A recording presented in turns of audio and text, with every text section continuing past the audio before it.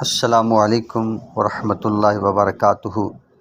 سامعین و ناظرین، آج کی گفتگو با ادب با نصیب بے ادب بے نصیب ہے۔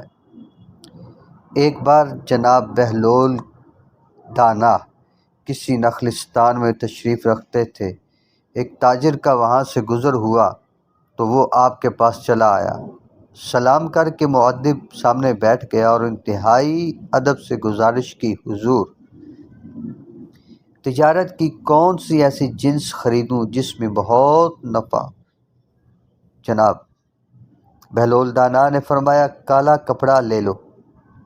تاجر نے شکریہ ادا کیا اور الٹے قدموں چلتا واپس چلا گیا۔ جا کر اس نے علاقے میں دستیاب تمام سیاہ کپڑا خرید لیا۔ کچھ دنوں بعد شہر کا بہت بڑا آدمی انتقال کر گیا۔ ماتمی لباس کے لیے سارا شہر سیاہ کپڑے کی تلاش میں نکل کھڑا ہوا۔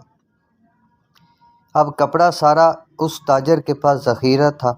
اس نے منہ مانگے داموں فروخت کیا اور اتنا نفع کمایا جتنا ساری زندگی نہ کمایا تھا، اور بہت ہی امیر کبیر ہو گیا۔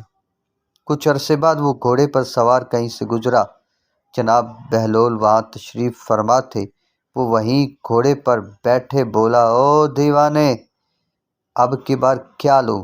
بہلول نے فرمایا، تربوزے لے لو۔ وہ بھاگا گیا اور ساری دولت سے پورے ملک سے تربوز خرید لیے۔ ایک ہی ہفتے میں سب خراب ہو گئے اور وہ کوڑی کو محتاج ہو گیا۔ اسی خستہ حالی میں گھومتے پھرتے اس کی ملاقات جناب بہلول سے ہو گئی۔ اس نے کہا، یہ آپ نے میرے ساتھ کیا کیا؟